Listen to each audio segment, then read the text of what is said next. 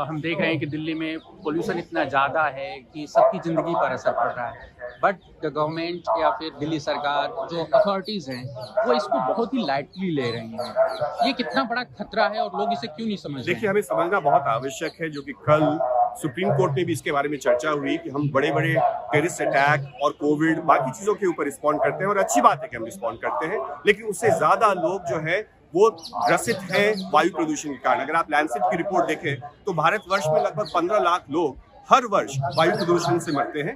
अगर आप बाकी डॉक्टर्स की रिपोर्ट देखें तो हर तीसरे बच्चे को दिल्ली एनसीआर में अस्थमा है। हमारा 10 से 12 साल जो है लगभग उम्र जो है दिल्ली एनसीआर के लोगों का वायु प्रदूषण के कारण कम होता है। तो जब स्थिति आपकी ऐसी है कि आप एक गैस चेंबर में रह रहे हैं, आपकी एयर क्वालिटी इंडेक्स कितनी खराब है वो भी आपको नहीं बताया जा रहा है, तो एक बहुत ही दुर्भाग्यपूर्ण स्थिति है, एक बहुत ही पब्लिक हेल्थ इमरजेंसी की स्थिति है जो दिल्ली में बनी हुई है। अब देख रहे हैं कि दिल्ली सरकार डेटा मैनिपुलेशन कर रही है और वो इस एक तरीके से एक्यूआई या फिर जो पी पैरामीटर्स उनको डाउन करने के लिए एक तरीके से क्रिमिनल जो माइंडसेट, इसको मैं क्रिमिनल नेग्लिजेंस इसलिए मानूंगा कि डेटा जो है बहुत ही एक इंपॉर्टेंट एस्पेक्ट होता है किसी भी गवर्नेंस सिस्टम का, क्योंकि वो आपके डिसीजन मेकिंग प्रोसेस को इन्फॉर्म करता है और आपके इमीडिएट एक्शन को भी ट्रिगर करता है। अगर आप देखें तो अगर पीक डेज में, और सुप्रीम कोर्ट ने भी जो सबमिशन माइकस ने किया था कि पीक आवर्स पोल्यूशन में एयर क्वालिटी मॉनिटर्स को बंद कर दिया जाता है। बहुत सारे एयर क्वालिटी मॉनिटर्स जो हॉटस्पॉट्स में है, चाहे वो जहांगीरपुरी का एयर क्वालिटी मॉनिटर हो या आनंद विहार का एयर क्वालिटी मॉनिटर हो, आपने देखा कि पानी का छिड़काव किया जाता है।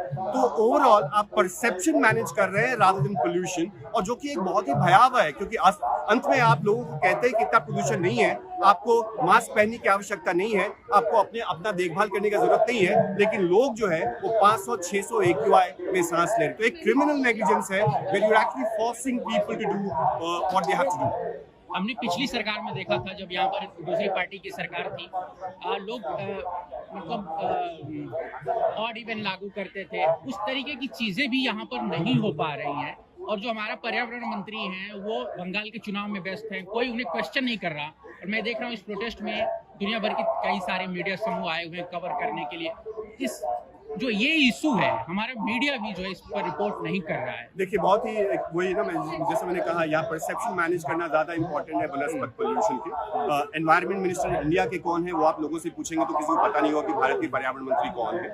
भारत के पर्यावरण मंत्री का अभी तक कोई भी ठोस बयान नहीं आया है। 11 नवंबर को उन्होंने एक मीटिंग की है बाकी राज्य के पर्यावरण मंत्रियों के साथ, लेकिन हम बहुत बार कहते हैं कि ये बैंडेड सोल्यूशन जो है वो भी इस साल जो है, जो चाहे वो ऑड इवन हो या फिर जो lockdown in the sense grab 4 जैसे मेजर्स हैं, इस साल उन सारे मेजर्स के ऊपर भी तत्परता नहीं दिखाई गई है। और उसके बनस्पत जो लोग प्रोटेस्ट कर रहे हैं उनको अरेस्ट किया जा रहा है, छोटे छोटे बच्चों को अरेस्ट किया जा रहा है, ये कह के कि आप जो है गलत प्रोटेस्ट कर रहे हैं। गलत हवा लेना ठीक है, लेकिन उसके बारे में आवाज उठाना जो है वो तर्क संगत नहीं है सरकार की नजर में। कोई भी इशू होता है तो लोग कहते हैं कोर्ट चले जाओ।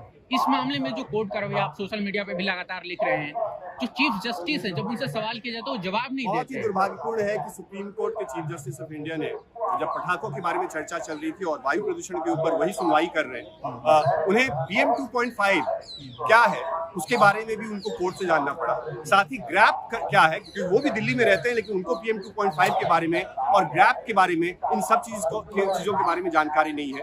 हो सकता है कि उनको जानकारी नहीं हो, उसके बारे में मैं पर्सनल कोई कमेंट नहीं करना चाहता हूँ, लेकिन अगर हमारी जो न्याय व्यवस्था है अगर वो भी हाथ खड़ी कर देगी, क्योंकि वही एक भरोसा इतने वर्षों से रहा है, क्योंकि गवर्नेंस के नाम पे एयर क्वालिटी कंट्रोल में कुछ भी नहीं हुआ है। और हम देख रहे हैं कि इस वर्ष सुप्रीम कोर्ट भी तत्परता से, प्रायोरिटी से, ईगरनेस से काम नहीं कर रही। एक बहुत बड़ा मिथ है ग्रीन क्रैकर्स को लेकर के, आप एनवायरमेंटलिस्ट हैं, इसको एक्सप्लेन करेंगे ये क्या, ये फ्रॉड है? फायर क्रैकर्स एक ऑक्सीमोरॉन है, एक झूठ है, क्योंकि green fire crackers supreme court के अपने एडमिशन के अनुसार भी 30% कम प्रदूषित करता है। इसका मतलब है कि 70% प्रदूषित करता है। दिल्ली में जो भी इस दिवाली में था उसने सबने देखा है कि असल में किसी को नहीं पता था कि ग्रीन फायर क्रैकर्स बज रहे हैं या कौन से फायर क्रैकर्स बज रहे हैं। एकदम निरंतर जो है पटाखे बजाए गए। साथ ही साथ जो समय रखा गया था पटाखों का, उसकी भी अब अवहेलना हुई।